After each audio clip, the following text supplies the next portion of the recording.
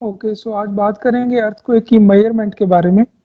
Earthquake के size को quantify करने के लिए जो स्केल्स बनाए गए हैं और जो मैग्नीट्यूड स्केल्स हैं या इंटेंसिटी स्केल्स हैं, उनको क्वांटिफाई करना या उनकी डेफिनेशंस देखेंगे, उनमें डिफरेंसेस देखेंगे।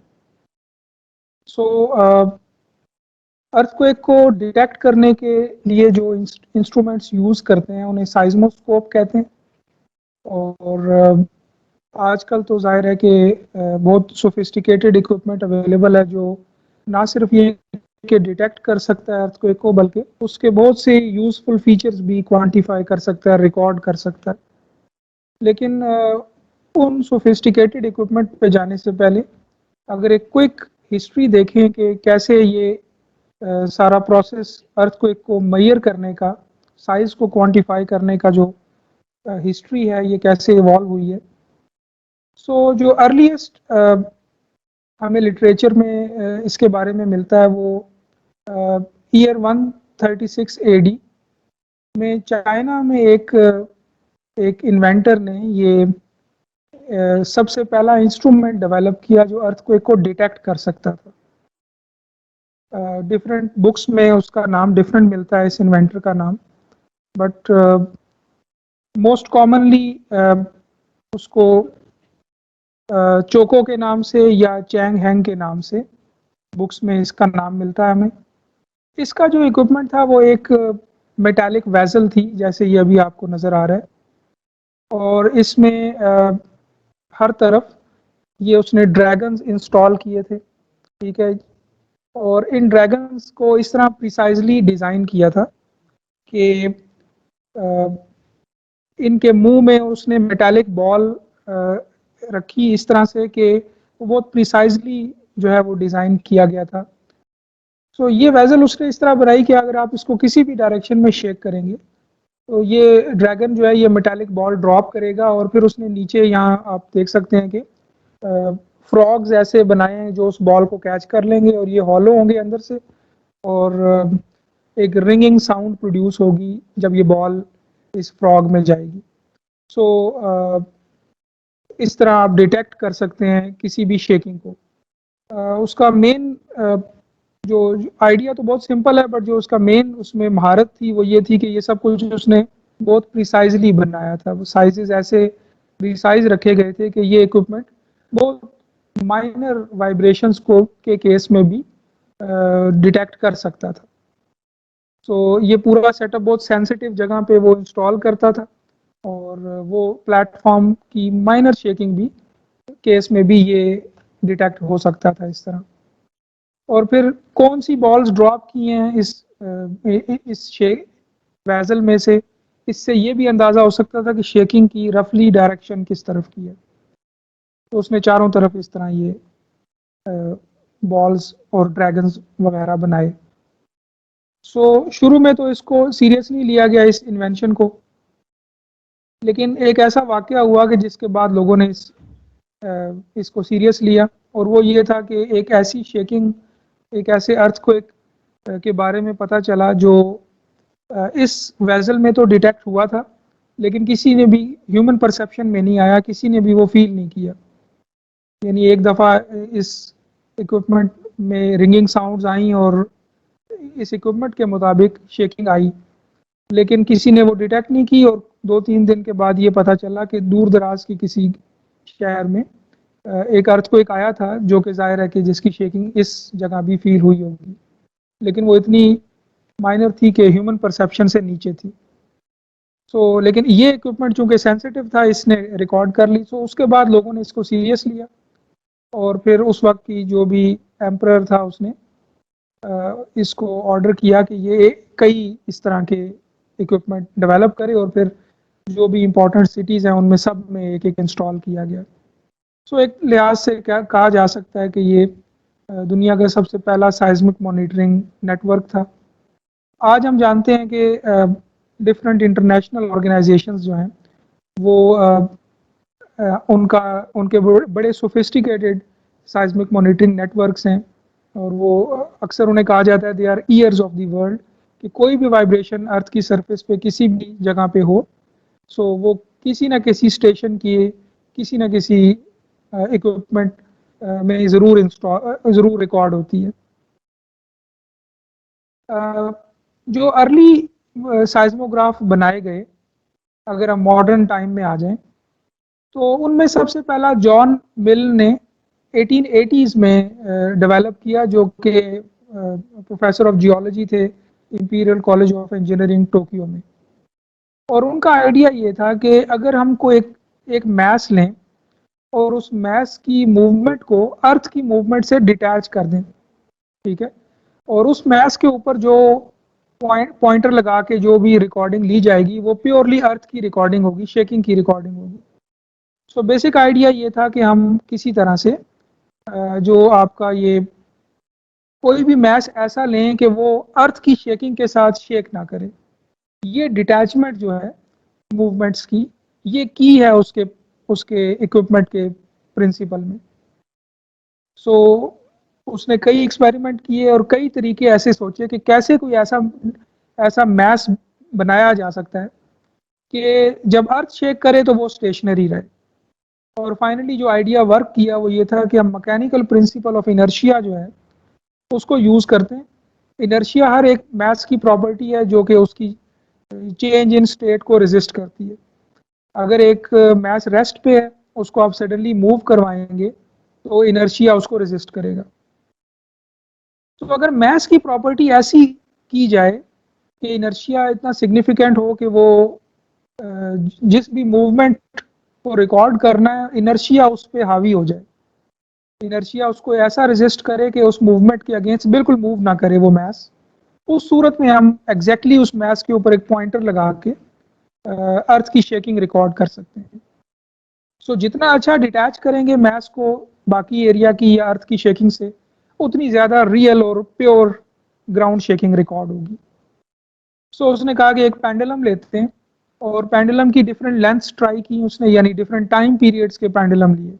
आपको पता है एक पेंडुलम का टाइम पीरियड होता है 2π√L/g, यानी वो purely length of the pendulum पे डिपेंड करता है, ठीक है। तो इसका मतलब है कि अगर हमने एक पेंडुलम लिया और उसकी लेंथ वेरी की तो असल में हम टाइम पीरियड वेरी कर रहे हैं। सो अगर हम एक पेंडुलम लें और पेंडुलम के ऊपर हम पॉइंटर लगा दें जैसे फिगर में नज़र आ रहा है, और पेंडुलम जिस ग्राउंड के ऊपर अगर इंस्टॉल है, ग्राउंड को अगर शेक किया जाएगा तो मैस ग्राउंड के साथ साथ शेक नहीं करेगा, ठीक है। मैस की मूवमेंट उसके अपने टाइम पीरियड पे डिपेंड करेगी। तो आइडिया ये था कि पेंडुलम की वो ऑप्टिमम टाइम पीरियड मालूम कर लिया जाए कि जिसके ऊपर पेंडुलम बिल्कुल स्टेशनरी रहे अगर उसके इर्द गिर्द के प्लेटफॉर्म को शेक किया जाए।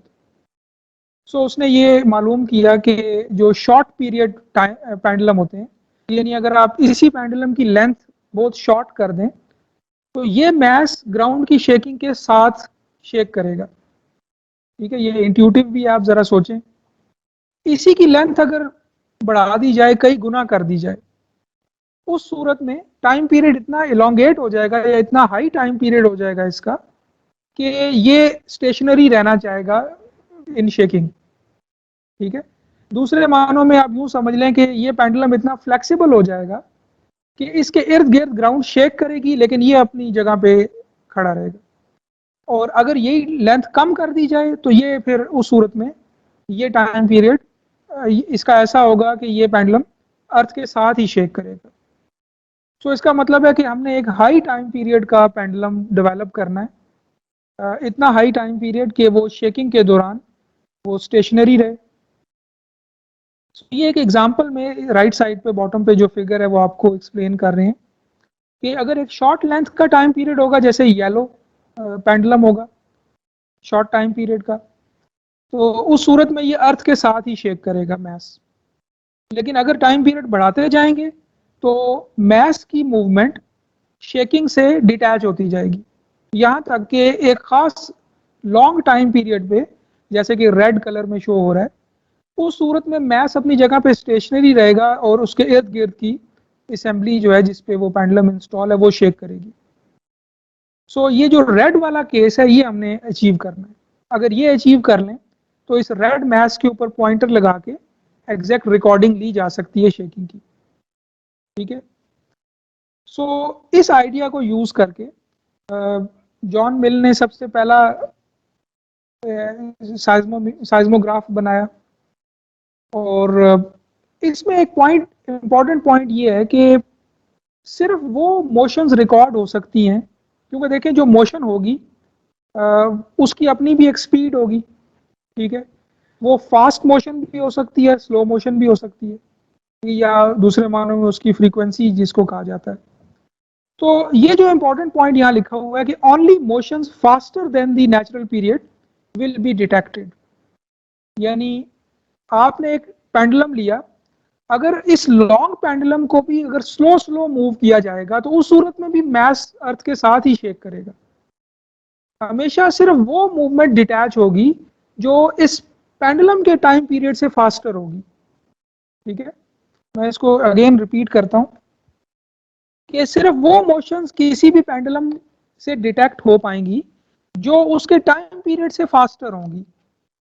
यानी अगर आप ये देखें कि अभी इस वक्त जो फिगर में अर्थ है वो एक खास स्पीड से मूव हो रही है, टू एंड फ्रो मोशन हो रही है जिसकी एक खास स्पीड है। वो स्पीड जो है वो ऐसी है कि वो इस शॉर्ट टाइम पीरियड के, यानी बहुत स्लो स्पीड है ना, ठीक है। सो टाइम पीरियड लो है इस येलो वाले पेंडुलम का, और स्पीड भी स्लो है, तो ये दोनों मैच हो रहे हैं, लिहाजा ये डिटैचमेंट नहीं हो रही मूवमेंट की। सो लो स्पीड और लो टाइम पीरियड वाला पेंडुलम ये दोनों इकट्ठे ही मूव करेंगे। इन दो चीजों में जितना फर्क ज्यादा होता जाएगा उतनी ज्यादा अच्छी डिटैचमेंट होती जाएगी, detachment of the movement of mass and the movement of earth, ठीक है।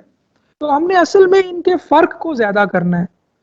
यानी अगर ये जो अभी अर्थ की मूवमेंट है इसकी स्पीड को मैं 5 गुना कर दूं तो इस शॉर्ट टाइम पीरियड की भी वाले पेंडुलम की भी मोशन डिटैच हो जाएगी, क्योंकि मोशन इतनी फास्ट होगी कि वो इस येलो पेंडुलम को भी अपने साथ मूव नहीं करवा सकेगी, बिकॉज येलो पेंडुलम का अपना एक टाइम पीरियड है, तो उसके आगे पीछे उस स्पीड के ऊपर जो मोशन है वो डिटैच नहीं हो सकेगी। लेकिन अगर मैं शेकिंग को 5 गुना फास्ट कर दूं तो हो सकता है कि ये येलो पेंडुलम की मूवमेंट भी डिटैच हो जाए, येलो पेंडुलम भी अर्थ के साथ शेक ना कर सके। जी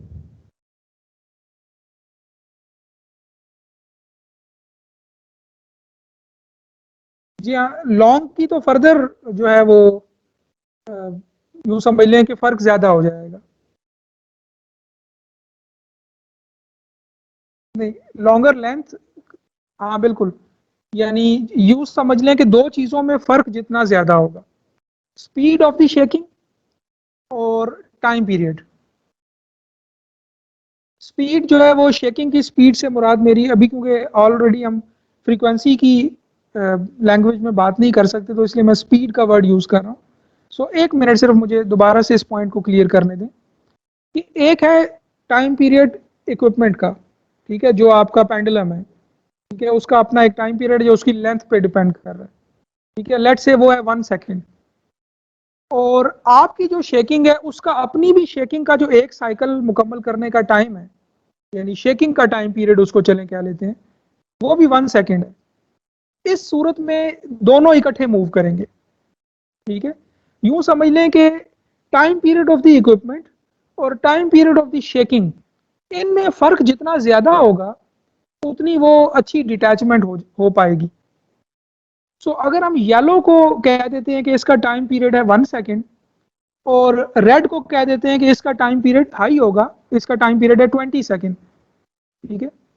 तो येलो सिर्फ उन मोशंस को रिकॉर्ड कर सकता है जिनका अपना टाइम पीरियड 1 से नीचे है, ठीक है। यानी स्पीड हाई है, टाइम पीरियड और फ्रीक्वेंसी ऑपोजिट होते हैं ना।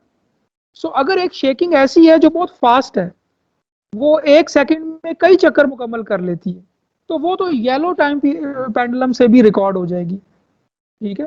क्योंकि उस सूरत में येलो के टाइम पीरियड में और अर्थ के मूवमेंट के टाइम पीरियड में भी काफी फर्क होगा।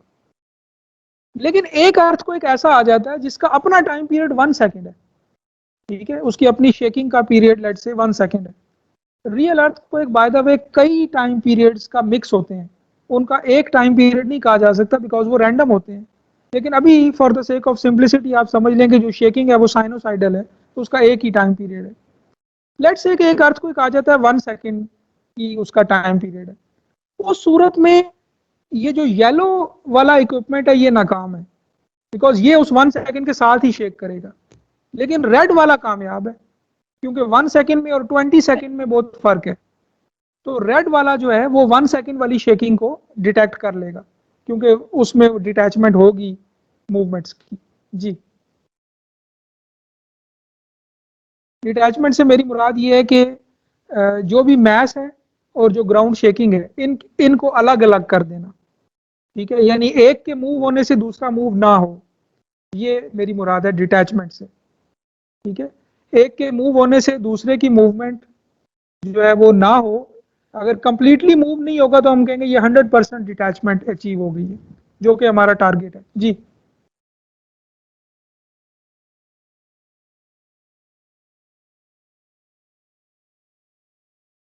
हम्म।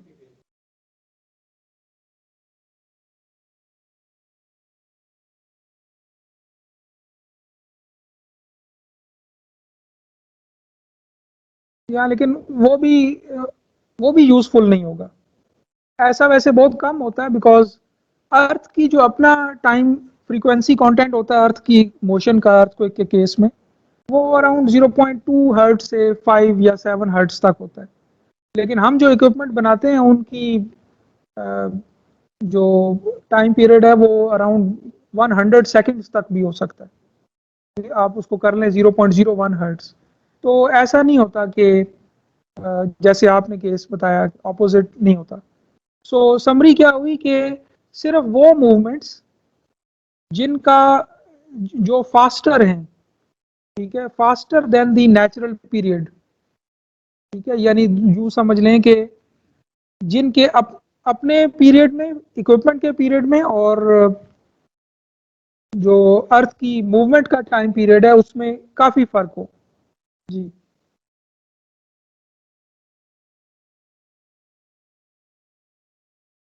जी, आप देखें एक बिल्कुल एक हाइपोथेटिकल सिनारियो देखें कि एक अर्थक्वेक आया जिसका अपना टाइम पीरियड 20 सेकेंड है। ये पॉसिबल तो नहीं है लेकिन एक हाइपोथेटिकल केस देखेंगे, एक ऐसी शेकिंग है जो 20 सेकेंड में एक चक्कर मुकम्मल करती है। उस सूरत में रेड वाला भी नाकाम है। ठीक है, रेड वाला जो पेंडुलम है ये भी नहीं रिकॉर्ड कर सकेगा। इसका मतलब ये है कि आइडियली तो 100% डिटैचमेंट कभी भी हासिल नहीं की जा सकेगी। लेकिन इससे हमें ये पता चल गया कि डिफरेंट इक्विपमेंट्स की डिफरेंट रेंजेस हैं या लिमिटेशंस हैं। ठीक है, कोई इक्विपमेंट हैं जो येलो वाले की तरह के हैं।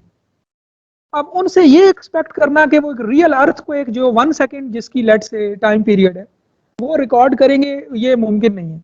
उनकी रीडिंग एरर होगा उसमें। हाँ, लेकिन एक हाई लेट से एक ब्लास्ट की वजह से जो शेकिंग आती है बड़ी हाई फ्रीक्वेंसी, उसका अपना टाइम पीरियड 1 सेकेंड से भी बहुत कम होगा बिकॉज वो बड़ी हाई फ्रीक्वेंसी शेकिंग होगी। वो ये हो सकता है येलो वाला उसको ज्यादा अच्छा रिकॉर्ड कर सके। ठीक है, लेकिन येलो वाला एक रियल अर्थ को एक को रिकॉर्ड नहीं कर सकेगा लेकिन आर्टिफिशियल वाइब्रेशन को शायद ज्यादा अच्छा रिकॉर्ड कर सके।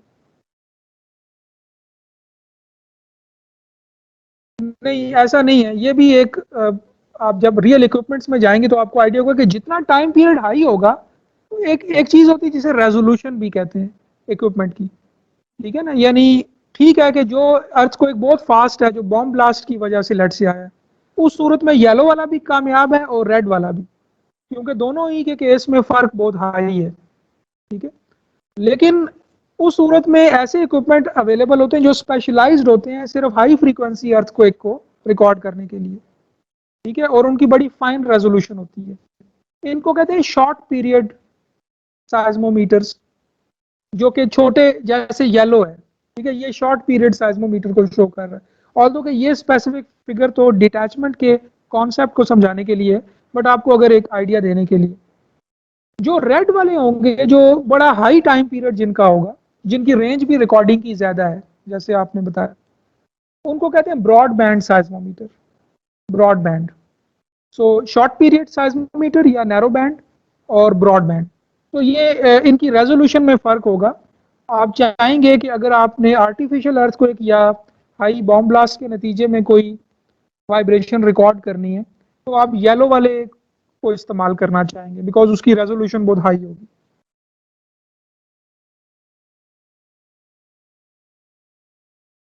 जी जी बिल्कुल, जब जब भी आपने साइज्मोमीटर इंस्टॉल करना है तो जाहिर है कि वो उसका पर्पस क्या है, स्ट्रॉन्ग ग्राउंड मोशन डेटा हासिल करना।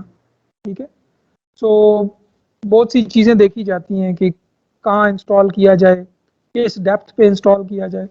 ये पूरा एक एरिया है जो साइज्मोलॉजिस्ट जिससे डील करते हैं। सो मुख्तलिफ अभी मैं आपको इंटरनेशनल डेटाबेसेस या इंटरनेशनल ऑर्गेनाइजेशंस के नेटवर्क्स की मैप्स दिखाऊंगा, तो आपको अंदाज़ा हो जाएगा कि उन्होंने दुनिया में कहाँ कहाँ पे स्टेशन इंस्टॉल किए हुए हैं और उनका बहुत सौ का फ्री डेटा अवेलेबल भी है इंटरनेट पे। आप किसी भी स्टेशन को एक्सेस करके रियल टाइम डेटा ले सकते हैं। सो जो अर्ली जनरेशन थी साइज्मोग्राफ्स की वो सिर्फ डिस्प्लेसमेंट मेजर करते थे, यानी अर्थ की डिस्प्लेसमेंट वर्सेस टाइम का ग्राफ। ठीक है, तो ये एक स्कीमेटिक फिगर है जो जॉन मिल्न का जो इक्विपमेंट था सबसे पहला, जो इस पेंडुलम के प्रिंसिपल पे बेस करता था। तो ये देखें, यहाँ पर आपके पास लेफ्ट साइड पे ये वर्टिकल ग्राउंड मोशन को रिकॉर्ड करने का सेटअप है। तो इसमें आप देखें कि पेंडुलम की बजाय मैस अटैच्ड टू स्प्रिंग है, बट प्रिंसिपल वही है कि टाइम पीरियड ऐसा रखा जाए कि वो उसका अपना टाइम पीरियड एक्सपेक्टेड अर्थक्वेक का टाइम पीरियड में फर्क काफी ज्यादा हो। ठीक है, यानी दूसरे मानों में हमारे इक्विपमेंट का टाइम पीरियड एक्सपेक्टेड अर्थक्वेक के टाइम पीरियड से कई गुना हो। अगर हम 1 सेकेंड की शेकिंग एक्सपेक्ट कर रहे हैं, to and fro shaking late से, तो हमारे इक्विपमेंट का 10 सेकेंड हो या 20 सेकेंड हो। ठीक है, तभी वो इफेक्टिवली स्टेशनरी रह सकेगा ड्यूरिंग के साथ वाली असम्बली मूव कर रही है। और ये जो राइट पर है ये हॉरिजॉन्टल शेकिंग को रिकॉर्ड करने का सेटअप है। इसमें अगर लेटरल शेकिंग होती है तो उस सूरत में ये रिकॉर्डिंग हो जाएगी इस रोटेटिंग ड्रम पे, और जो आपके पास रिकॉर्डिंग इस तरह से आ जाएगी उसको साइज्मोग्राफ कहेंगे, साइज्मोग्राम कहेंगे। सो इसमें एक एक जो इम्पोर्टेंट पैरामीटर है वो डैम्पिंग भी है। हम ये भी नहीं चाहते कि जो इक्विपमेंट है उसकी अपनी जो डायनामिक बिहेवियर है वो उस रिकॉर्डिंग पे असर डाले। ऐसे ही है ना, ये भी तो मुमकिन है कि शेकिंग के दौरान इक्विपमेंट भी डिफ्लेक्ट हो। ठीक है ना, उसकी अपनी भी कोई स्टिफनेस होगी, वो भी एक स्ट्रक्चर की तरह बिहेव करेगा, और उसकी अपनी कोई स्टिफनेस होगी, उसका अपना कोई रिस्पॉन्स होगा। वो रिस्पॉन्स शेकिंग पे इफेक्ट डालेगा बिकॉज आप तो इक्विपमेंट का रिस्पॉन्स जो है वो मेजर कर रहे हैं ना। तो अभी आप एज्यूम कर रहे हैं कि वो रिस्पॉन्स ही असल में ग्राउंड शेकिंग है, लेकिन कुछ केसेस में ऐसा भी हो सकता है, उस सूरत में कुछ डैम्पिंग मैकेनिज्म भी इस इक्विपमेंट में डाला जाता है कि जो उसके अपने रिस्पॉन्स को डैम्प कर देता है।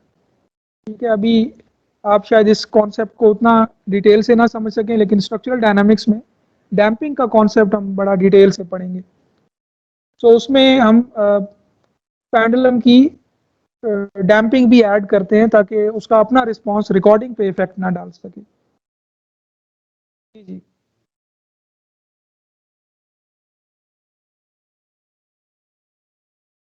वो डिफॉर्म करेगा, मूव तो वो करेगा, जाहिर है कि बेंडिंग मोड में। हाँ,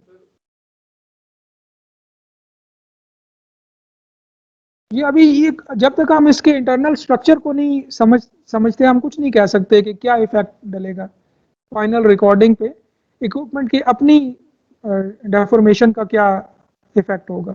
तो अभी चूंकि ये तो बड़ी सिंप्लीफाइड सी स्कीमेटिक डायग्राम है ना, तो इसलिए अभी कुछ नहीं कह सकते इस बारे में।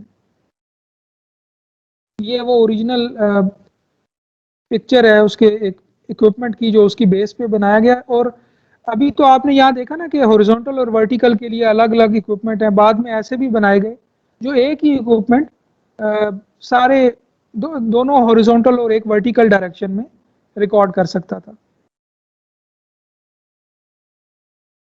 जो मॉडर्न साइज्मोग्राफ्स आजकल बनाए जाते हैं वो बेसिकली तो उसी प्रिंसिपल पर हैं जो ओरिजिनल पेंडुलम का प्रिंसिपल था या मैस अटैच टू स्प्रिंग का प्रिंसिपल था।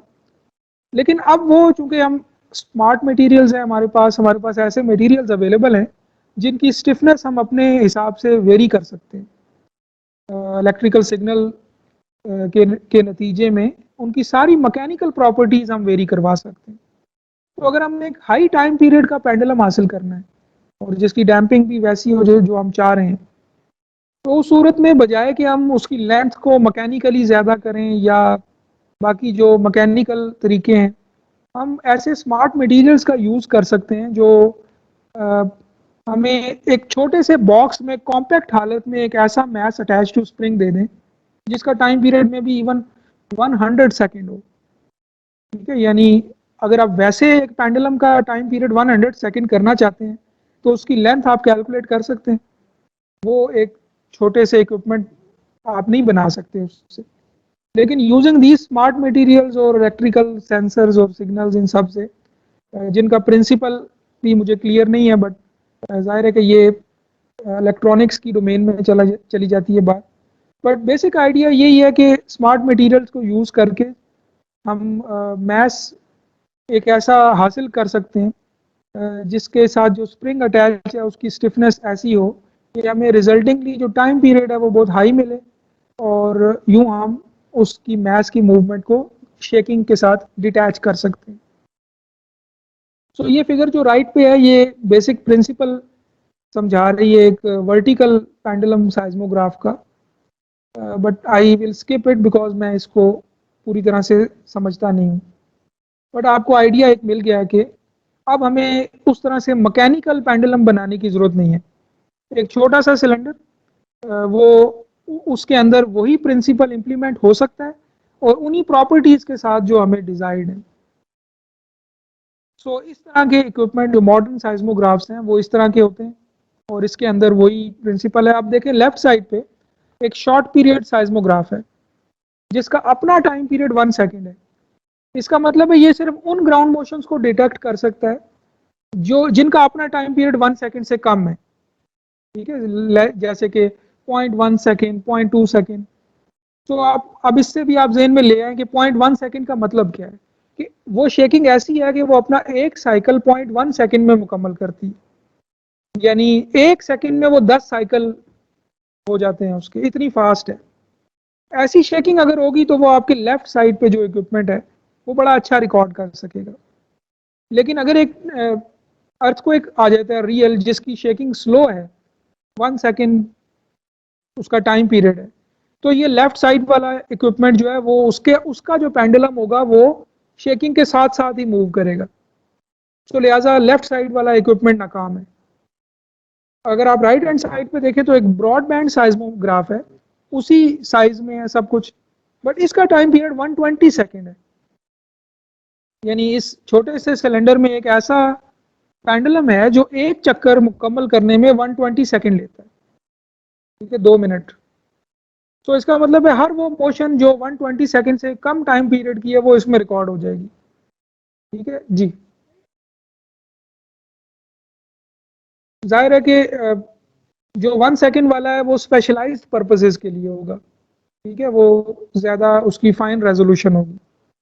सो अगर आपने जैसे मैंने बताया कि एक ब्लास्ट की वजह से शेकिंग है या इम्पैक्ट की वजह से शेकिंग है वो रिकॉर्ड करनी है, तो आप 1 सेकेंड वाला रिकॉर्ड इंस्टॉल करेंगे। जी जी, वो भी कर सकता है वही रिकॉर्ड। जी हाँ, लेकिन उसकी रेजोल्यूशन कम होगी इस बड़े हाई स्पीड ये शेकिंग को रिकॉर्ड करने के लिए। सो उस रेजोल्यूशन की वजह से रियल अर्थक्वेक्स को रिकॉर्ड करने के लिए 120 सेकेंड वाला ज़्यादा सूटेबल समझा जाता है। गो के 120 सेकेंड वाला भी आप सही कह रही हैं कि वो भी इस हाई फ्रीक्वेंसी शेकिंग को रिकॉर्ड कर लेगा, बट मे बी देखिए ना, आपने जब शेकिंग रिकॉर्ड करनी है तो वो डिजिटल डेटा है, यानी पहले तो इलेक्ट्रिकल डेटा है और बाद में वो डिजिटल डेटा में कन्वर्ट होता है। तो सैम्पलिंग फ्रीक्वेंसी फॉर एग्जांपल एक बहुत इंपॉर्टेंट पैरामीटर है कि 1 सेकंड में कितने डेटा पॉइंट आपने रिकॉर्ड किए हैं। एक बड़ी हाई फ्रीक्वेंसी रिकॉर्डिंग है तो वो तो आप चाहेंगे कि बहुत ज़्यादा सैम्पलिंग फ्रीक्वेंसी हो, 1 सेकंड में अगर वो let's say hundreds of cycles 1 second में हो रहे हैं, अगर इतनी हाई फ्रीक्वेंसी शेकिंग है, तो आप चाहेंगे कि जो रिकॉर्डिंग डेटा है वो भी 1 सेकंड में हंड्रेड्स ऑफ पॉइंट्स आपको दे दे, ताकि वो अच्छी कैप्चर हो जाए। तो ये आपका लेफ्ट साइड वाला ज़्यादा सेंसिटिव होगा ऐसे इक्विपमेंट्स को रिकॉर्ड करने में, लेकिन फिर इसकी लिमिटेशन भी है। सो रेंजेस हैं, यूँ समझ लें आप कि टाइम पीरियड्स की रेंजेस हैं। अगर आप इसको फ्रीक्वेंसी में कंटेंट कन्वर्ट कर दें तो फ्रीक्वेंसीज की रेंजेस हैं। कुछ इक्विपमेंट एक खास फ्रीक्वेंसी रेंज में काम करते हैं, बाकी में वो काम नहीं कर सकते। ठीक है, सो जितना आपका फ्रीक्वेंसी रेंज वाइड होगा, आपकी रेजोल्यूशन कम होगी। ठीक है, तो लिहाजा ऑल दो 120 सेकेंड वाला ऑल पर्पज है, लेकिन हो सकता है कि आप हाई फ्रीक्वेंसी अर्थक्वेक के लिए लेफ्ट साइड वाला प्रेफर करें due to its high resolution. Ji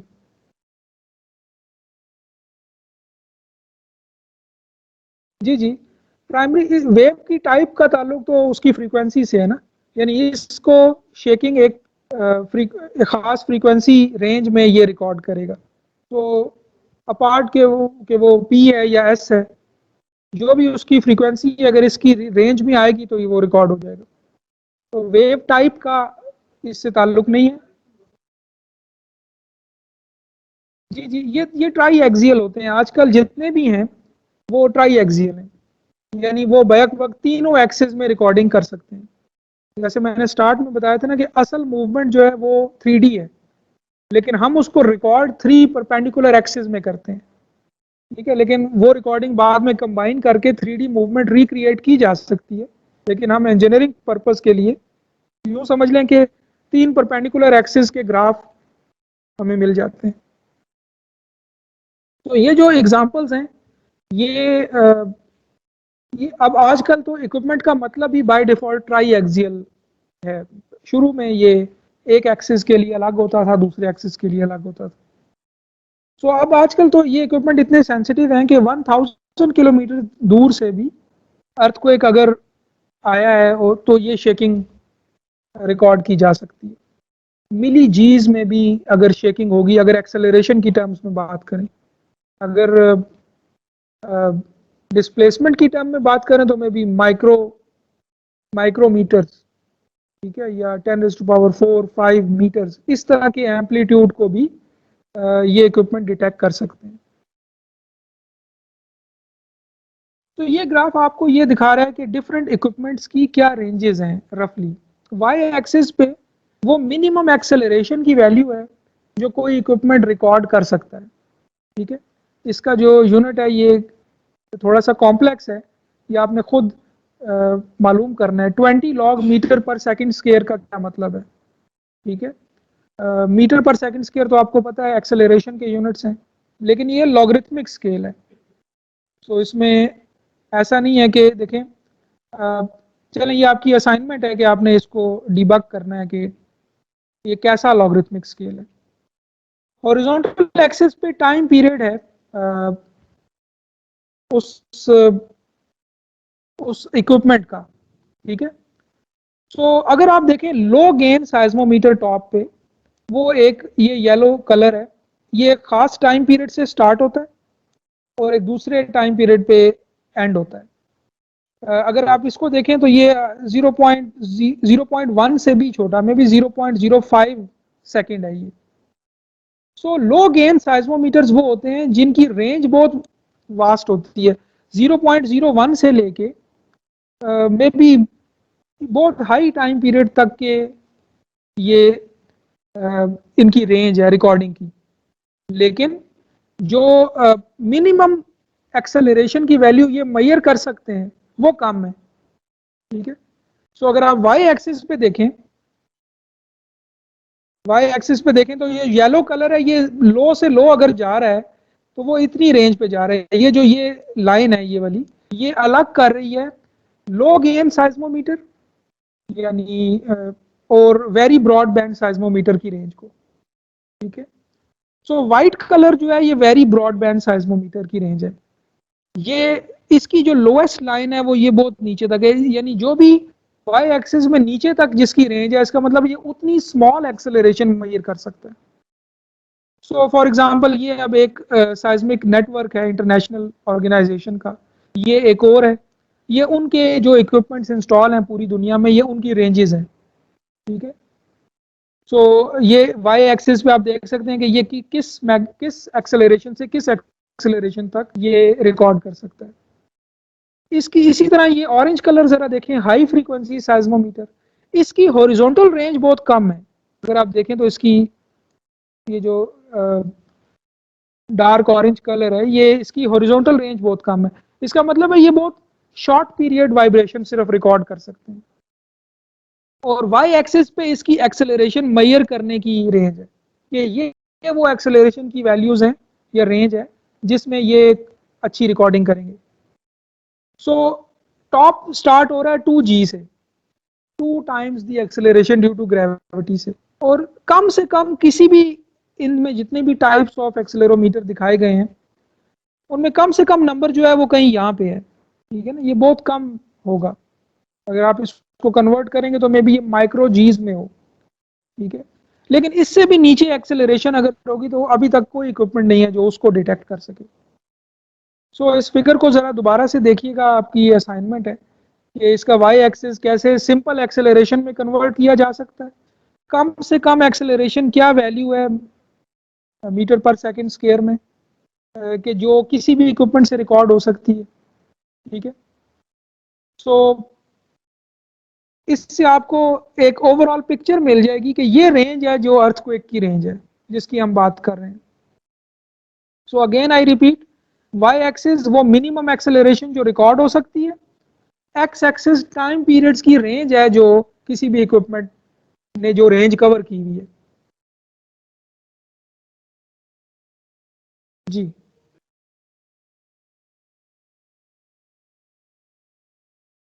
very broad के अंदर अभी ये मैंने इंटेंशनली चीजें छोड़ दी हैं। फॉर एग्जांपल मैग्नीट्यूड 5 अर्थ को एक इस रेंज में होगा, यानी मैग्नीट्यूड 5 से जो नीचे है वो मैग्नीट्यूड 4 है, फिर उसके बाद 3, यानी जितना मैग्नीट्यूड लो होगा उतनी उसकी एक्सेलरेशन आप एक्सपेक्ट करते हैं कि कम होगी।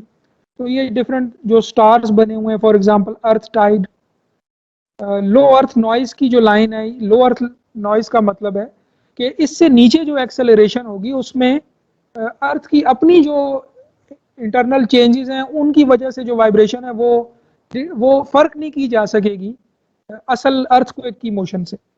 यानी एक्सेलरेशन का वैल्यू इतना लो हो गया है इस रेड लाइन से नीचे कि अब जो अर्थ की अपनी अंदर जो चेंजेस हैं उनकी वजह से जो बड़ी माइन्यूट वाइब्रेशंस हैं वो अब नॉइस का काम करेंगी आपके सिग्नल में। आप डिटेक्ट नहीं कर सकेंगे कि ये रियल अर्थक्वेक से कोई आई है रिकॉर्डिंग या किसी और फिनोमेना से आई है। सो इससे एक और बात भी हमें पता चली कि जो रिकॉर्डिंग हम अर्थक्वेक की रिकॉर्ड करते हैं उसमें एक हमेशा नॉइस फैक्टर जरूर होता है। नॉइस का मतलब है कि वो हिस्सा इस सिग्नल का जो इस फिनोमेना से नहीं आया जिसको हम रियली रिकॉर्ड कर रहे थे, ठीक है।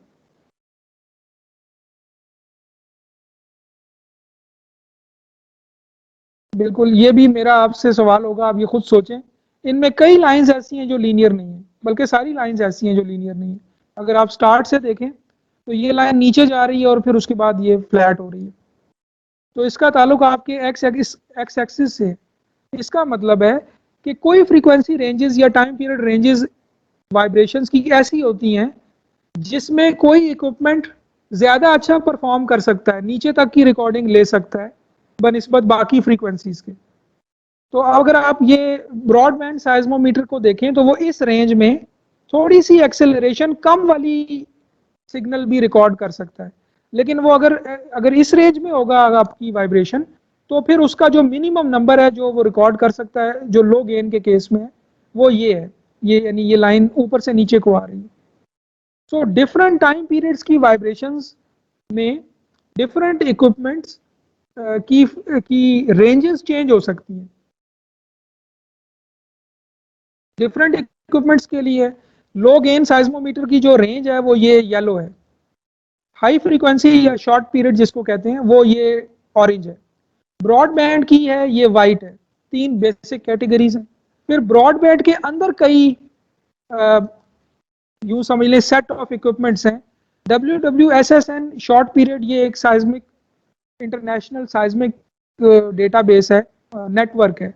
तो उसके इक्विपमेंट जो उन्होंने इंस्टॉल किए हुए हैं पूरी दुनिया में, वो इस ग्रे कलर में आएंगे।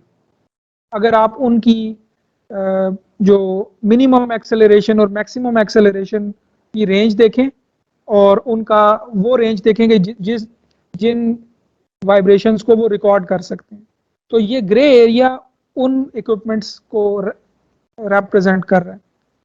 ठीक है, सो ये सारे कोई भी ऐसा नहीं है कि आप कह सकेंगे ये वो मिनिमम एक्सेलरेशन वैल्यू है जो सारे इक्विपमेंट बस फॉलो करेंगे। उस सूरत में तो ये हॉरिजॉन्टल कट ऑफ लाइंस होती हैं इनके दरमियान, लेकिन ऐसा नहीं है।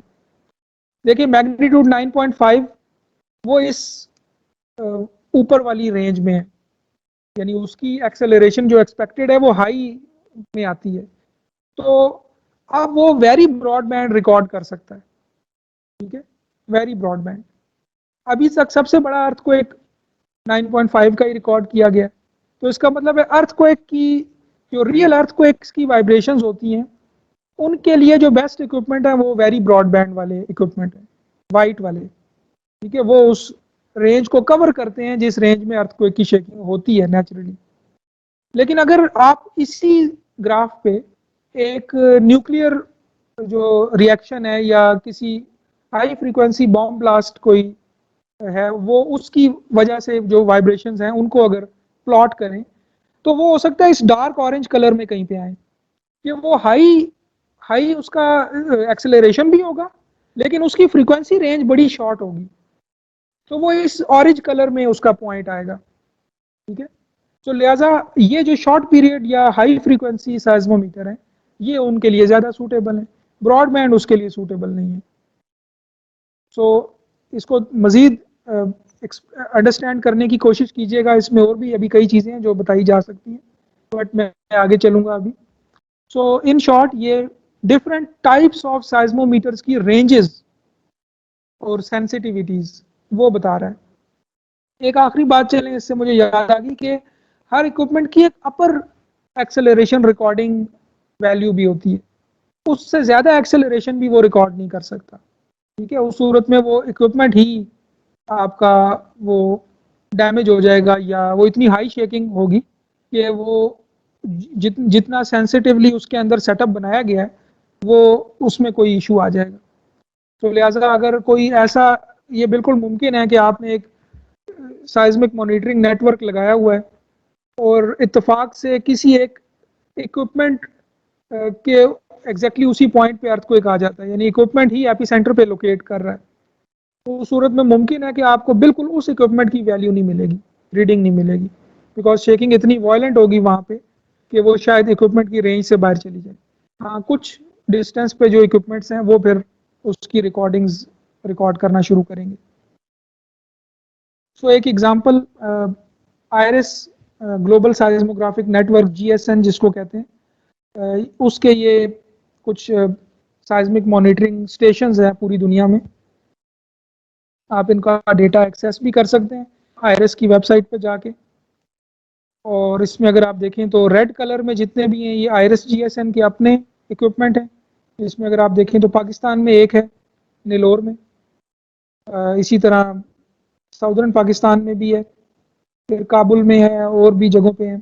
फिर इंडिविजुअल कंट्रीज ने भी अपने इक्विपमेंट इंस्टॉल किए हुए हैं।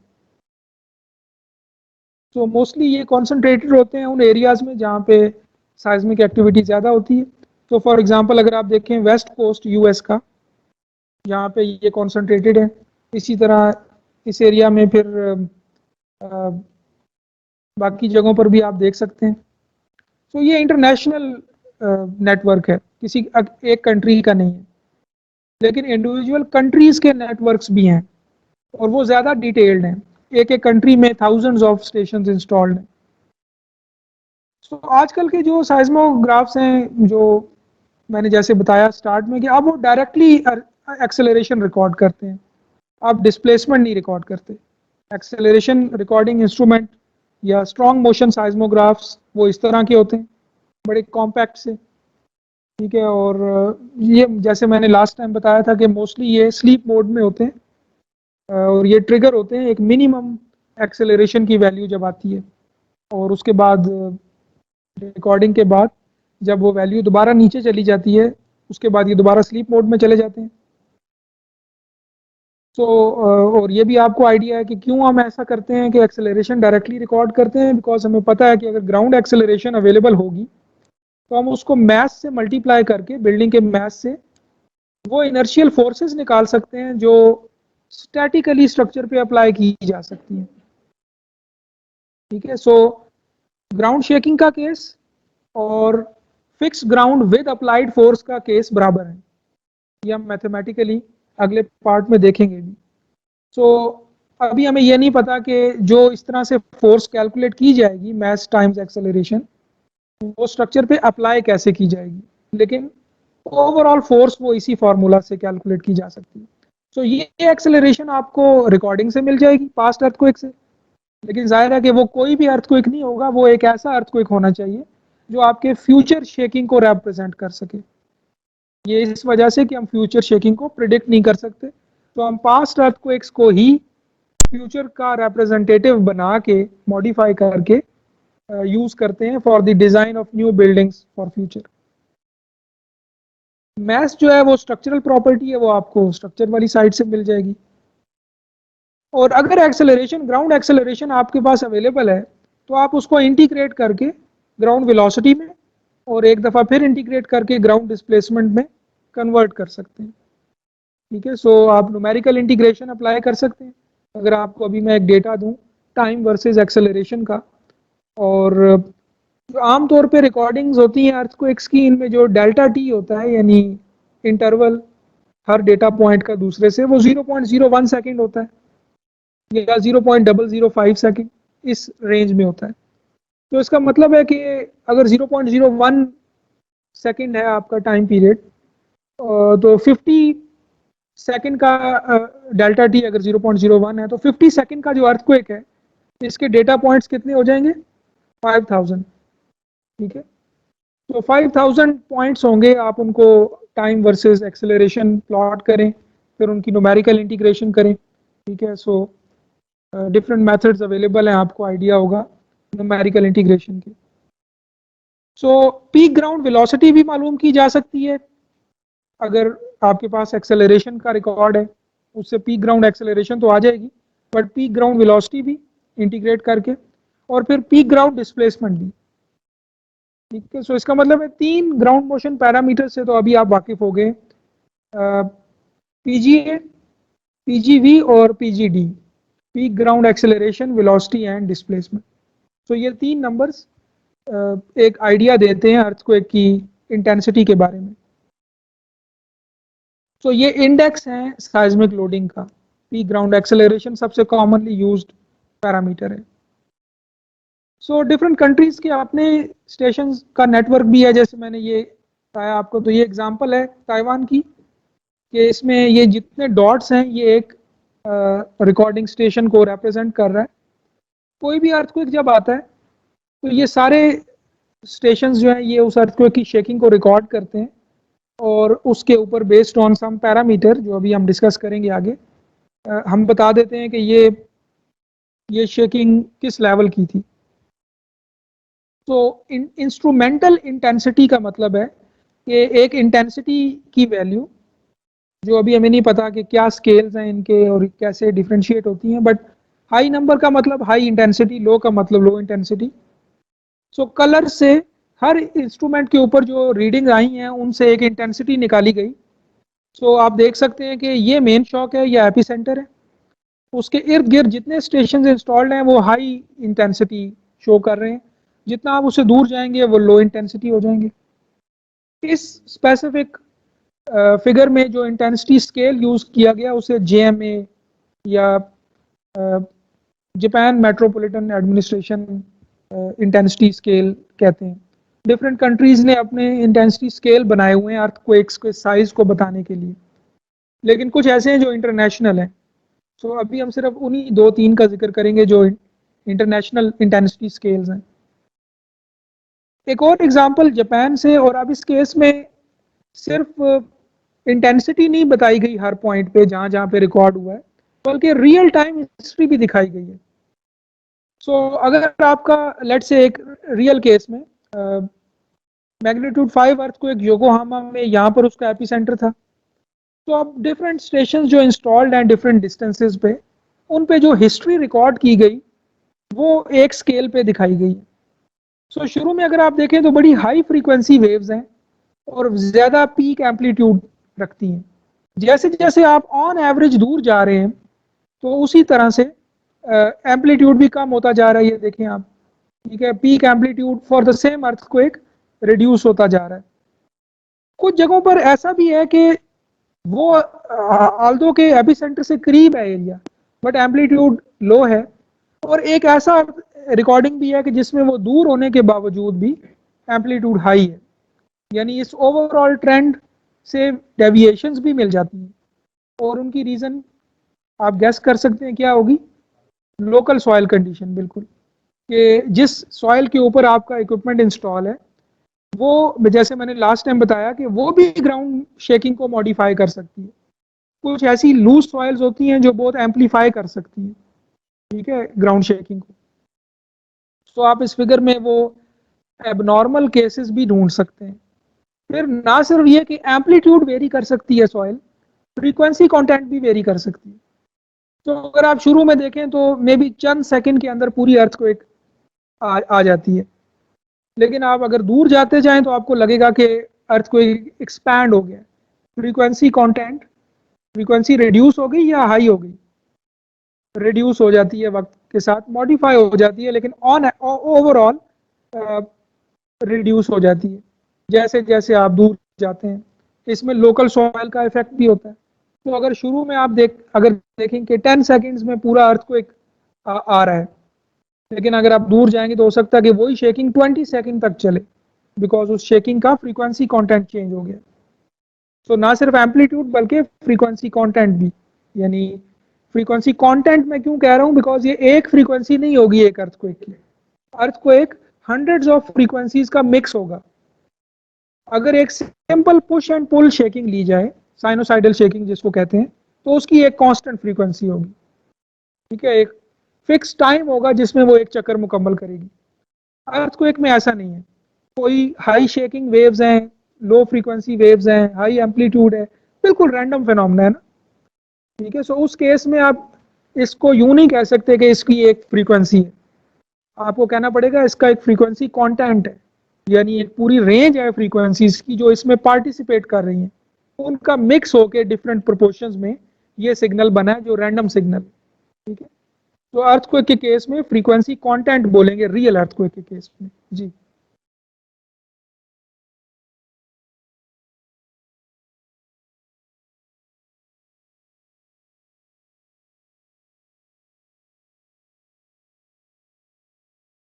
नहीं ऐसा नहीं है। जो इंटरनल रेजिस्टेंस की वजह से स्प्रिंग का टाइम पीरियड है वो चेंज नहीं होगा सिग्निफिकेंटली। ठीक है, अभी हम स्ट्रक्चरल डायनामिक्स में जाएंगे तो हमें अंदाजा होगा कि अगर एक पेंडुलम लिया जाए तो उसका एक फिक्स टाइम पीरियड होगा। आप ये टाइम पीरियड इवन उस पेंडुलम के मैस पे भी डिपेंड नहीं करता, या मैस अटैच टू स्प्रिंग के मैस पे डिपेंड नहीं करता। पेंडुलम के केस में ये लेंथ पे डिपेंड करता है, मैस अटैच टू स्प्रिंग के केस में ये स्प्रिंग की स्टिफनेस पे डिपेंड करता है। आपने वो फार्मूला पढ़ा होगा, अंडर रूट एम ओवर के। तो ये इनकी रेशो पे, मैस और स्टिफनेस की रेशो पे डिपेंड करता है। पेंडुलम के केस में इवन मैस पे भी नहीं करता, सिर्फ लेंथ पे करता है, लेकिन स्प्रिंग के केस में मैस और स्टिफनेस की रेशो पे। अब स्टिफनेस जो स्प्रिंग की है वो एक वाइब्रेशन के दौरान तो चेंज नहीं हो रही, वो तो स्प्रिंग की अपनी इनहेरेंट प्रॉपर्टी है, और मैस भी चेंज नहीं हो रहा। तो इसका मतलब है कि टाइम पीरियड स्प्रिंग का जो होगा या स्ट्रक्चर का होगा वो कांस्टेंट होगा।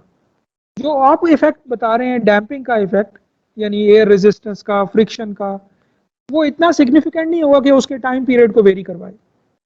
ठीक है, तो वो हम स्ट्रक्चरल डायनामिक्स में भी देखेंगे कि उस चीज का इफेक्ट इतना कम है कि वो इग्नोर किया जा सकता है टाइम पीरियड के ऊपर।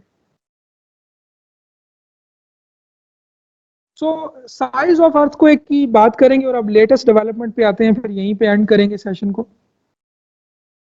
कि रॉबर्ट मैलेट वो पहला यूं समझ लें साइज्मोलॉजिस्ट था जिसने अर्थक्वेक के साइज को कोई नंबर दिया, कोई एक ऐसा नंबर डेवलप किया कि जो उसके साइज को बता सकता हो।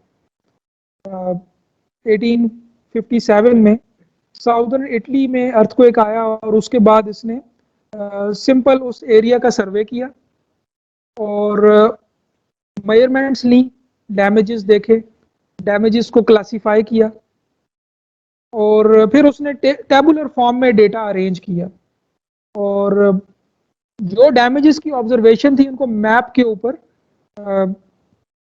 उनको उनको पॉइंट आउट किया, मैप के ऊपर हाईलाइट किया। तो पहला बंदा जिसने अर्थक्वेक के इफेक्ट्स को मैप के ऊपर क्वांटिफाई किया, उसके डिस्ट्रीब्यूशन को, इफेक्ट्स को दिखाया, वो रॉबर्ट मैलेट था।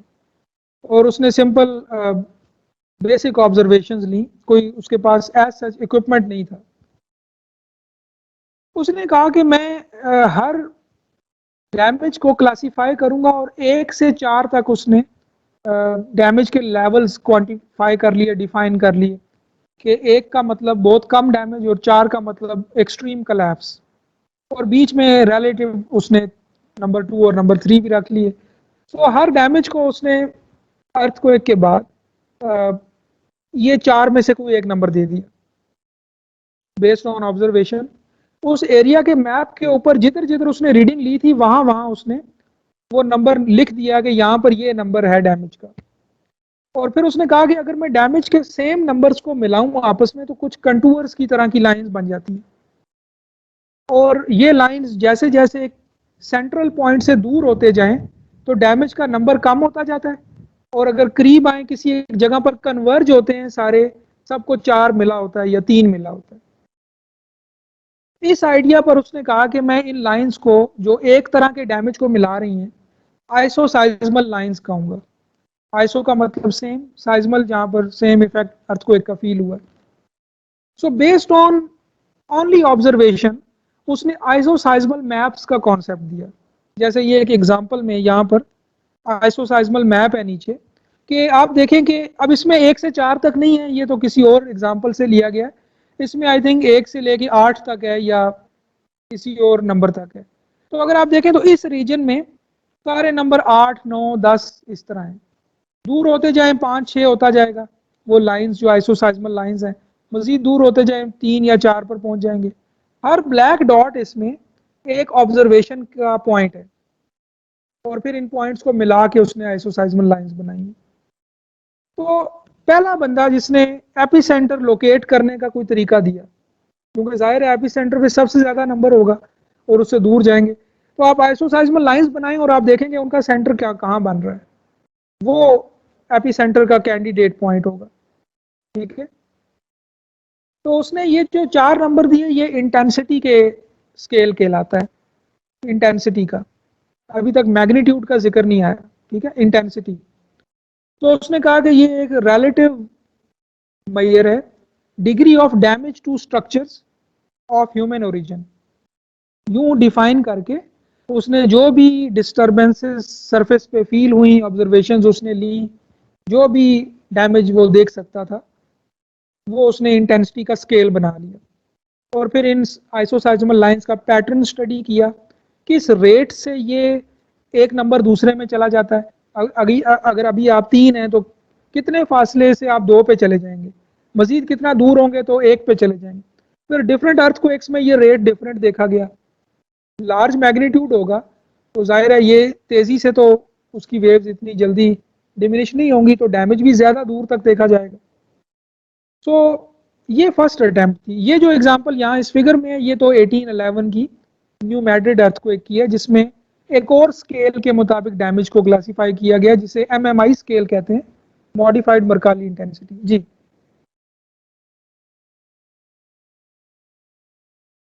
इक्वल डैमेज के पॉइंट्स, यानी जहां पर डैमेज को नंबर सेम असाइन किया गया। जी हाँ, लेकिन जाहिर है कि आपने बिल्कुल परफेक्टली अपनी मर्जी से तो रीडिंग्स नहीं ली ना। जहाँ पे कोई बिल्डिंग है या जो डैमेज हुआ है वहां पे रीडिंग है। सो वैसे तो ये इस केस में तो इलिप्टिकल नजर आ रहे हैं, लेकिन जरूरी तो नहीं है कि ये परफेक्टली सर्कुलर डैमेज हो। ठीक है, ये तो बहुत से फैक्टर्स पर मुनहसर है। तो ऑन एवरेज आपको इन सारी सर्कल्स का एक सेंटर भी मिलेगा। सो एक किस रेट से ये एक दूसरे से दूर होने से ये नंबर रिड्यूस हो रहा है, इसको रिलेट किया जा सकता है अर्थक्वेक के साइज से, कितना बड़ा अर्थक्वेक था।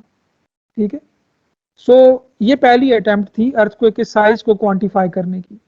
ऑन एवरेज हमें पता है कि जैसे जैसे हम दूर होते जाएं डैमेज रिड्यूस होता जाता है, क्योंकि साइज्मिक वेव्स की एनर्जी डिमिनिश होती जाती है। ये एक एग्जांपल है एक और आइसोसाइजमल लाइंस की। तो इसमें आप देखें कि 6 तक आई थिंक, बल्कि 8 तक जो है वो वैल्यूज जा रही हैं डैमेज की, नंबर 11 तक बल्कि, ठीक कह रहे हैं आप। सो इस केस में आप देखें कि ये जितने भी पॉइंट्स हैं ये सारे कोई ना कोई नंबर लिखा हुआ है। ठीक है, शुरू में यहाँ पर ये 7, 8, 9 बड़े कॉन्सेंट्रेटेड हैं, दूर होते जाएं तो ये 4, 5 वगैरह हैं, फिर मजीद दूर होते जाएं तो ये 3, 4, 2, पीछे जो है ये 1 और 2 है सिर्फ। ठीक है, सो यूं आप आइसोसाइजमल लाइंस बना सकते हैं, और जो हिस्टोरिकल अर्थक्वेक्स हैं उनके हमें ये आइसोसाइजमल मैप्स इस तरह के मिल जाते हैं। लेकिन उसके बाद कई और स्केल बनाए गए जो ज़रा ज़्यादा बेहतर कैप्चर कर सकते थे डैमेज की वेरिएशन को। सो उनमें जो सबसे पहली अटेम्प्ट थी 1880s में रॉजी फॉरल इंटेंसिटी स्केल, ये 1 से लेके 10 तक था। लेकिन ये जितने स्केल में आप बता रहा हूँ ये सारे, इनका बेसिक आइडिया एक ही है कि आप डैमेज की ऑब्जर्वेशन देखें और फिर उनको उसको क्लासीफाई करें। अब कोई कहता है 1 से 10 तक में करें और कोई कहता है 1 से 8 तक में करें, वगैरह वगैरह। तो रॉजी फॉरल स्केल जो है वो 1 से 10 तक है, और फिर स्केल का मतलब ये है कि बड़ा डिटेल्ड एक्सप्लेनेशन साथ दी जाती हैं कि 1 का क्या मतलब है, 2 का क्या मतलब है। जब आपने सर्वे करना है तो 2 किसको असाइन करना है, 3 किसको करना है, वो पूरी डिटेल डिस्क्रिप्शन दी जाती है। लेकिन जो सबसे फेमस स्केल है वो 1902 में एक इटालियन साइज्मोलॉजिस्ट थे, मरकॉली, और बाद में वो मॉडिफाई हुआ तो MMI, मॉडिफाइड मरकॉली इंटेंसिटी स्केल बन गया। ठीक है, जो बाकी 2 लोगों ने इसको बाद में मॉडिफाई किया, और US में ये बड़ा कॉमनली यूज होना शुरू हुआ और बाद में ये यूनिवर्सल हो गया पूरी दुनिया में। आजकल भी यही मोस्टली यूज होता है। अगर क्वालिटेटिवली आपने अर्थक्वेक को बताना है कि ये कितना डैमेजिंग था, तो सबसे कॉमन तरीका ये है कि आप उसका MMI नंबर बता दें। इसी तरह फिर इसके अलावा भी है, एक MSK है, फिर JMA जापान का है, और कई और स्केल बनाए गए, कुछ इंटरनेशनल है, कुछ इंडिविजुअल कंट्रीज के भी हैं। तो आप देखें ये आइसोसाइजमल लाइंस एक अर्थक्वेक की बनाई गई हैं, लेकिन ये अब रॉजी फॉरल इंटेंसिटी स्केल के मुताबिक है 1 से 10। तो जहां पर ये एपिसेंटर लोकेट करता है वहां पे नंबर हाईएस्ट है, और उससे दूर होते जाएंगे तो ये नंबर कम होता जाएगा। ये म्यांमार में एक फेमस अर्थक्वेक था, उसकी एग्जांपल है। ये डिफरेंट स्केल्स का कंपैरिजन है, यानी दूसरे मानों में अगर MMI स्केल पर जो 1 और 2 है वो ऑलमोस्ट रॉजी फॉरल में 1 ही है। ये यूं समझ लें कि क्वालिटेटिवली बस कंपैरिजन बनाया गया है 4-5 स्केल्स का, क्योंकि JMA स्केल जो है वो 1 से 10 तक है ना, 1 से 7 तक है, 1 to 7। तो इसका मतलब है जो हाईएस्ट अर्थक्वेक होगा, डैमेज होगा, वो 7 करार दिया जाएगा JMA के मुताबिक, लेकिन वही 10 या 11 होगा MMI के मुताबिक। ठीक है, सो ये एक ही स्केल के ऊपर 4-5 का कंपैरिजन है। लेफ्ट साइड पे वर्टिकल कंपैरिजन है, राइट साइड पे हॉरिजॉन्टल कंपैरिजन है। सो फॉर एग्जांपल MMI के मुताबिक जो नंबर 8 होगा वो रॉजी फॉरल के मुताबिक 8 और 9 के दरमियान होगा। ठीक है, based on the damage, observe damage जो उस अर्थक्वेक में हुआ है। सो समरी ये हुई इन सब बातों की कि इंटेंसिटी स्केल्स डिफरेंट कंट्रीज या डिफरेंट लोगों ने प्रपोज किए गए हैं, जो पास्ट अर्थक्वेक को, जो ऑलरेडी अकर हो चुके हैं, उनको उनकी इंटेंसिटी को बताने के लिए शो होते हैं। ये intensity area to area vary करती है, लिहाजा एक अर्थक्वेक डिफरेंट एरियाज में डिफरेंट नंबर उसको दिया जाएगा बेस्ड ऑन वहां पर कितना डैमेज हुआ। स्केल को कांस्टेंट रखा गया, यानी उसके 1 से 10 तक है या 12 तक है, उसकी डिस्क्रिप्शंस लोगों को दे दी गई कि जब आप सर्वे करें तो इन डिस्क्रिप्शंस को पढ़ के नंबर असाइन करें। लेकिन आप अभी अंदाज़ा लगा सकते हैं कि ये सब सब्जेक्टिव है, यानी लोगों की जजमेंट पर बेस करता है। लेकिन उनकी जजमेंट के लिए गाइडलाइंस बनाई गई कि ऐसा डैमेज हो तो ये नंबर होगा, ऐसा हो तो ये होगा। जी जी जी जी बिल्कुल ऐसा ही है। अभी इसमें बहुत सी खामियां हैं और एक का मैंने सिर्फ जिक्र किया कि एक तो ये वैसे ही सब्जेक्टिव है। आप जितना भी रूल रेगुलेशन बना लें, हमेशा आपको ऐसा डैमेज मिल जाएंगे जो जो आप हो सकता है कि दुरुस्त कैटेगरी में ना असाइन कर सकें। और फिर दूसरा ये कि ये हाईली डिपेंडेंट है आपके स्ट्रक्चर्स की क्वालिटी पे भी। ठीक है। सो ये कुछ खामियां हैं जो इंटेंसिटी स्केल्स के आइडिया में इनहेरेंट है। इन्हीं की वजह से मैग्नीट्यूड स्केल बनाए गए बाद में। इन सब में एक एक्सेप्शन ऐसी है और बाकी भी शायद कई हों। जेएम में जो जापान का इंटेंसिटी स्केल है वो इंस्ट्रूमेंटल बेस्ड है, यानी वो ऑब्जर्वेशन बेस्ड नहीं है। उसमें वाकई आप हर इक्विपमेंट, क्योंकि लेकिन वो आज यूज हो सकता है, कुछ साल पहले तक ऐसा मुमकिन नहीं होता। ठीक है। जो अब ऐसे इंटेंसिटी स्केल भी एग्जिस्ट करते हैं जो इंस्ट्रूमेंटल बेस्ड है, वो जाहिर है एक्यूरेट है, उसमें वो खामी नहीं होगी कि सब्जेक्टिविटी नहीं आएगी। हर इक्विपमेंट जो रीडिंग लेगा उसमें एक इंटेंसिटी की डेफिनेशन फीड कर दी जाएगी कि ये रीडिंग का एम्पलीट्यूड हो तो आपने उसको ये इंटेंसिटी स्केल दे देना। और यूं आप अब देखें, ये जापान की एग्जांपल है। हर पॉइंट एक साइज्मिक मॉनिटरिंग स्टेशन है और उसका कलर शो कर रहा है कि एक खास अर्थक्वेक में कहाँ पे कितनी इंटेंसिटी फील हुई। और जाहिर है हाई नंबर जहां पर होगा आप एक्सपेक्ट कर सकते हैं कि वही इसका एपिसेंटर भी वहीं होगा। चाइनीज इंटेंसिटी स्केल में इवन फिगर्स भी हैं, यानी फिगर्स से समझाया जाता है कि डैमेज की एग्जैक्ट डिस्क्रिप्शन आप देखें और उसके मुताबिक आप। और इसी तरह और भी डिफरेंट इंटेंसिटी स्केल्स हैं जिनमें ज़्यादा कोई कोशिश की गई है इस सब्जेक्टिविटी को रिड्यूस करने की। एमएमआई की अगर आप डिस्क्रिप्शन देखें तो वो ये है। फॉर एग्जांपल 1 को अगर आप देखें तो लिखा हुआ नॉट फेल्ट या रेयरली फेल्ट। 2 अगर आप देखें तो कुछ लोग सिर्फ इनडोर्स में इसको फील करेंगे। 3 का मतलब है कि बहुत से लोग इसको फील करेंगे और फिर आगे डिटेल डिस्क्रिप्शन है। 7 को देखें fright and all, general alarm, और फिर आगे पूरा पैराग्राफ है उसकी डिस्क्रिप्शन का। 8 फ्राइट जनरल, 9 पैनिक जनरल, और इसी तरह आगे ये चलता है 12 तक। 12 में अगर आप देखें तो डैमेज टोटल, ठीक है, कंप्लीट कलैप्स बिल्डिंग्स का अगर होगा किसी एरिया में तो उसको 12 करार दिया जाएगा।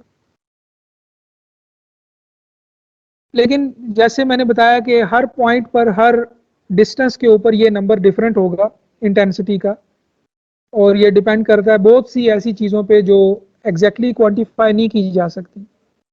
तो लिहाजा एक अटेम्प्ट की गई कि क्यों ना हर अर्थक्वेक को एक फिक्स नंबर दिया जाए जो इस डिस्टेंस पे डिपेंड ना करता हो। ठीक है। यानी जैसे इंटेंसिटी वेरी करती है, हर पॉइंट पर डिफरेंट है, ऐसा ना हो। हर अर्थक्वेक को इस तरह से क्वांटिफाई किया जाए उसके साइज को कि वो बस एक नंबर उसको असाइन हो जाए, दुनिया में हर जगह वही नंबर उसको असाइन किया जाए। तो ये अटेम्प्ट जो है ये अर्थक्वेक मैग्नीट्यूड स्केल्स से इसके नतीजे में बने। वो इंटेंसिटी स्केल्स थे, सब्जेक्टिव थे, डैमेज पर बेस करते थे। ये है मैग्नीट्यूड स्केल्स। और फिर इनकी अलग डेफिनेशन की गई, वो ऐसी की गई कि वो डिपेंडेंट नहीं था इस बात पे कि डिफरेंट जगहों पर ये नंबर डिफरेंट आ जाए। सो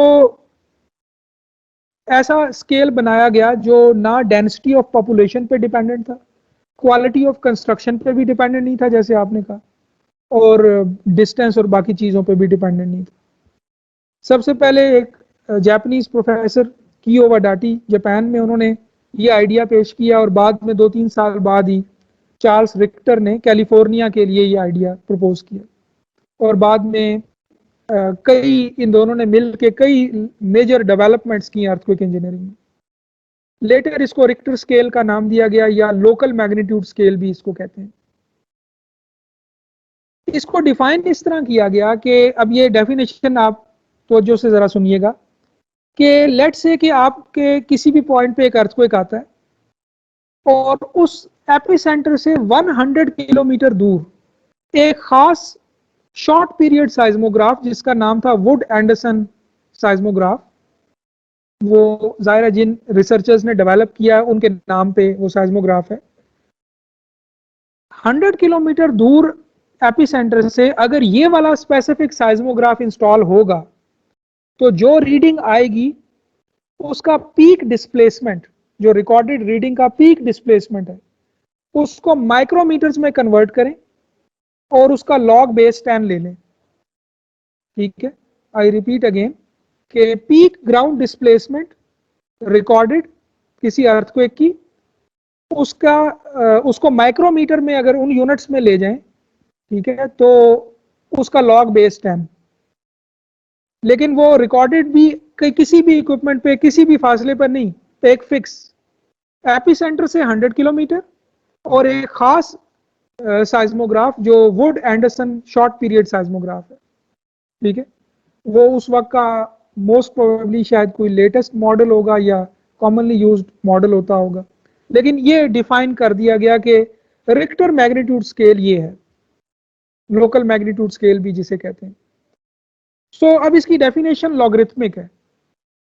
ठीक है, आप एक रफली अगर कैलकुलेट करें, लेट से यहाँ पर मेरा एपिसेंटर है और 100 किलोमीटर दूर मैंने यहाँ पे रिकॉर्डिंग स्टेशन एक लगाया हुआ है, 100 किलोमीटर लेट से डिस्टेंस है जैसे कि होना चाहिए इस केस में। ठीक है, और लेट से कि जो इस इक्विपमेंट के ऊपर रिकॉर्डिंग शेकिंग मैंने रिकॉर्ड की है, इसका जो पीक नंबर है लेट से वो 1 मिलीमीटर है। 1 मिलीमीटर, 1 मिलीमीटर आप सोच सकते हैं बहुत कम, शायद ये फील भी ना हो। 100 किलोमीटर से आप तक पहुंचते पहुंचते 1 किलोमीटर पीक नंबर है। अब जरा इस डेफिनेशन को अप्लाई करें इस सिनारियो पे जो मैंने आपको बताया और बताएं कि क्या मैग्नीट्यूड होगा।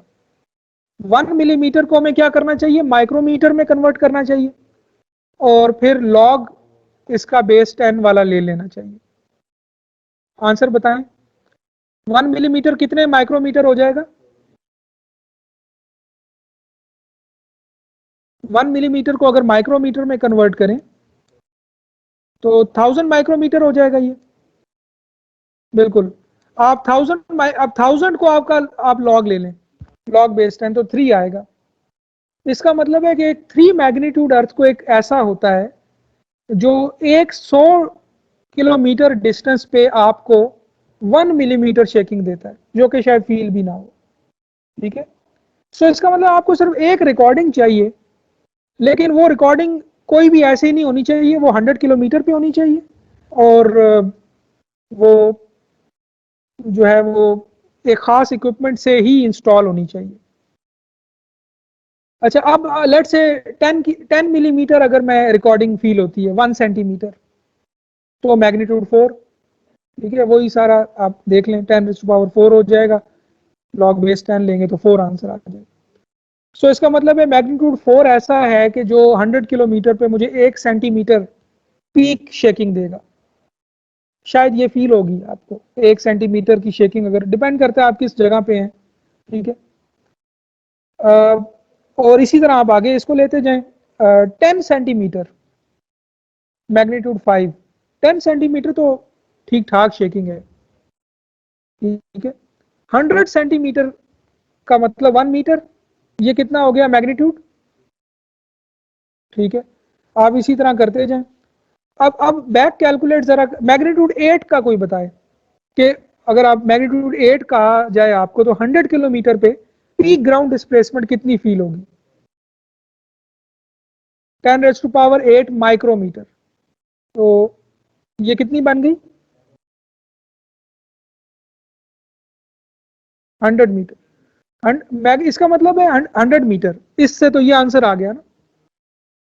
100 मीटर क्या कभी किसी अर्थक्वेक की शेकिंग हो सकती है? 100 मीटर तो बहुत ज्यादा है।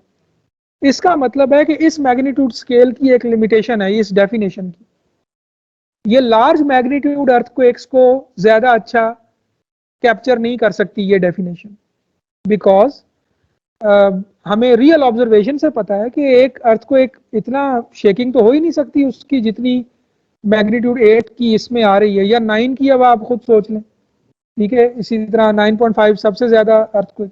इसका मतलब है एक वक्त होता है, एक मैग्नीट्यूड का नंबर ऐसा भी है कि जिसके बाद अगर उससे भी ज्यादा मैग्नीट्यूड आए तो शेकिंग उस लेवल से इंक्रीज नहीं होती, ठीक है, क्योंकि हमने इसको इस मैग्नीट्यूड स्केल को शेकिंग के पीक एम्पलीट्यूड से रिलेट किया हुआ ना।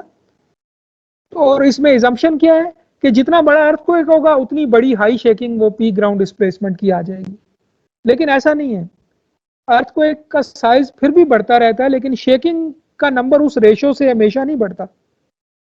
वरना अगर ऐसा होता तो मैग्नीट्यूड 8 में हमें, जैसे आप बता रहे हैं कि 100 मीटर्स की शेकिंग फील होती 100 किलोमीटर के फासले पे, असल में तो ऐसा नहीं है।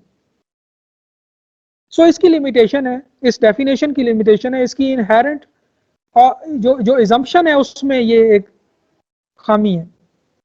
सो लिहाजा इसके बाद फिर नए स्केल भी आए, ऐसा नहीं है कि यही स्केल रहा, नए स्केल ऐसे आए, उनकी डेफिनेशन ऐसी सेट की गई कि वो लो मैग्नीट्यूड्स में तो पुराने स्केल की तरह ही नंबर दे दें, क्योंकि लो मैग्नीट्यूड में ये डेफिनेशन काम करती है। हाई मैग्नीट्यूड्स के लिए वो नई डेफिनेशन उन स्केल्स में इस्तेमाल होती है और वो मैग्नीट्यूड स्केल ही मुख्तलिफ कर दिया गया, उसको रखा ऐसा गया उसके फार्मूला को कि लो स्केल में वो वही नंबर आ जाए रफली जो रिक्टर स्केल का नंबर होता है, लेकिन हाई अर्थ मैग्नीट्यूड में ज्यादा बेहतर अंदाजा हो जाए हमें अर्थ को एक साइज का। तो लॉगरिथमिक डेफिनेशन होने से हर 1 यूनिट जो मैग्नीट्यूड का इंक्रीज है वो डिस्प्लेसमेंट में 10 टाइम्स का इंक्रीज असल में शो कर रहा होता है। सो मैग्नीट्यूड 6 जो है वो मैग्नीट्यूड 5 से 10 टाइम्स शेकिंग में ज्यादा है। मैग्नीट्यूड 6 जो है वो मैग्नीट्यूड 4 से 100 टाइम्स शेकिंग में ज्यादा है, ठीक है। तो ये लीनियर इंक्रीज नहीं है 5 to 6, 6 to 7, 7 to 8, ये एक्सपोनेंशियल इंक्रीज है, ठीक है। 10 टाइम्स, 100 टाइम्स, 1000 टाइम्स, 10,000 टाइम्स, इस तरह।